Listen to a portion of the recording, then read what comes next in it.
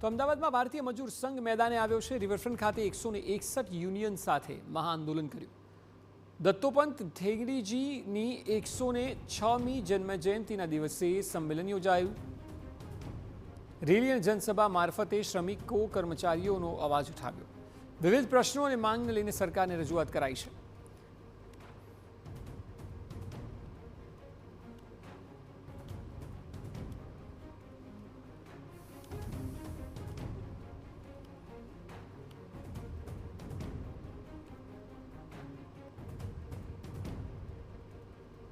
ભારતીય મજૂર સંઘનો ઐતિહાસિક કાર્યક્રમ છે। તેમાં 161 યુનિયન જોડાયા છે, જેમાં સ્કીમ વર્કર્સ, સરકારી ક્ષેત્રના કર્મચારીઓ, બોર્ડ નિગમ, ખાનગી અને અન્ય યુનિયનો સામેલ છે। ભારતીય મજૂર સંઘની વિવિધ માંગ છે, જેમાં કામના કલાક 8થી વધારીને 12 કલાક કરવાનો વિરોધ કરાયો છે। મધ્યાહન ભોજનના ખાનગીકરણ સામે વિરોધ કરાયો છે, તેમજ હાઈકોર્ટના આદેશ મુજબ વેતન આપવા માંગ કરાઈ છે। આ સિવાય તેમના અનેક પ્રશ્નો છે, જેની રજૂઆત કરવા મહાઆંદોલન કર્યું છે। સંઘ દ્વારા સરકાર સમક્ષ મહત્વનું આવેદનપત્ર પાઠવાયું છે, જેમાં દરેક સંગઠનના પ્રશ્નોનું સંકલન છે, જે સંબંધિત મંત્રાલયોને સુપરત કરવાના છે।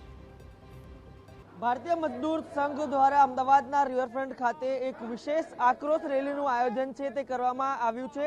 આપ સીધા જ દ્રશ્ય જોઈ રહ્યા છો અમદાવાદના રિવરફ્રન્ટ ખાતેથી, કે જ્યાં આગળ ભારતીય મજદૂર સંઘ સાથે જે જુદી જુદી પાંખો અને તેમની સાથે જોડાયેલા લોકો છે તે આજે રિવરફ્રન્ટ ખાતે પહોંચી રહ્યા છે અને વિરોધ કરી રહ્યા છે। પોતાની જુદી જુદી માંગણીઓને લઈને સહકારી અને સરકારી યોજનાઓ સાથે જોડાયેલા લોકો છે તે વિરોધ કરી રહ્યા છે। આગેવાન આપણી સાથે છે, સીધા તેમની સાથે વાત કરીશું।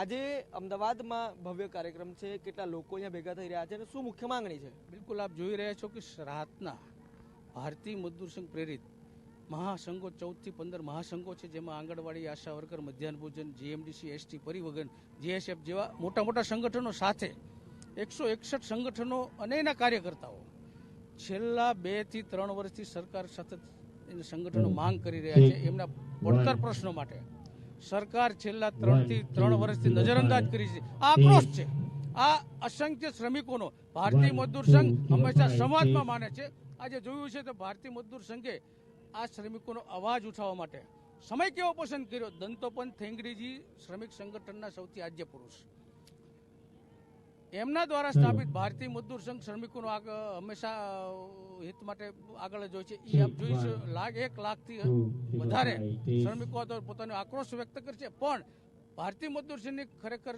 સાચી પદ્ધતિ છે, શિસ્તબદ્ધ રીતે પોતાની વાત રજૂ કરશે। તેમ છતાં સરકાર જ્યારે ક્યારેક નથી માનતી ત્યારે જ ભારતીય મજદૂર સંઘ મેદાનમાં આવે છે, નહીતર અન્યથા સંવાદમાં માને છે। જે તમે વાત કરી એમાં મુખ્ય મુદ્દાઓ શું છે, મુખ્ય માંગણીઓ શું છે? મુખ્ય મુદ્દો તો તમે આપણે જુઓ તો મધ્યાહન ભોજનની વાત કરું તો 72 તાલુકામાં ખાનગીકરણ છે, સામાજિક સુરક્ષા નથી, માનદ વેતન માત્ર 3 થી 5 હજાર છે, આવા 96,000 કર્મચારીઓ છે। એ રીતે આંગણવાડીમાં પણ જુઓ તો નામદાર હાઈકોર્ટનો ચુકાદો પણ આવી ચૂક્યો છે, કોર્ટે પણ સમર્થન આપ્યું છે। એ રીતે આશા વર્કરોના પણ પ્રશ્ન છે, પરિવહનના પ્રશ્નો છે, જીએમડીસીના પ્રશ્નો છે, જીએસએફની લઘુત્તમ વેતનની માગણી છે। આવા અસંખ્ય પ્રશ્નો અને તમામ સંગઠનો પોતાના આવેદનપત્રો લઈ અને 4 વાગે સરકાર સમક્ષ રજૂ કરશે કે આ અમારી માગણીઓ છે। ચોક્કસથી અસમાનતા ઉપરાંત કહી શકાય કે જે ખાનગીકરણ સહિતના જે મુદ્દાઓ છે તેને લઈને સતત વિરોધ છે તે કરવામાં આવી રહ્યો છે। અનેક મહિલાઓ છે તે પણ અહીંયા જોડાઈ છે। આપ સીધી તરફ જે દ્રશ્યો છે તે જોઈ રહ્યા છો। ન માત્ર કેટલાક લોકો પરંતુ રાજ્યભરમાંથી અહીંયા મોટી સંખ્યામાં જે લોકો છે તે આવ્યા છે અને અહીંયા જે પોતાની જે પ્રાથમિક માંગણીઓ છે, પોતાના મુદ્દાઓ છે તેને લઈને વિરોધ છે તે કરી રહ્યા છે। ખાસ કરીને ગુજરાત હાઈકોર્ટ દ્વારા પણ કેટલાક કિસ્સાઓમાં લઈને આપવામાં આવેલા ચુકાદાઓ અને તેને જે અમલવારી થાય તે પ્રકારની જે ભારતીય મજદૂર સંઘ સાથે જોડાયેલા જુદા જુદા સંગઠનો છે તેઓ માંગ કરી રહ્યા છે। કેમેરા પર્સન મનીષ ત્રિવેદી સાથે રોનક વર્મા, TV9 અમદાવાદ।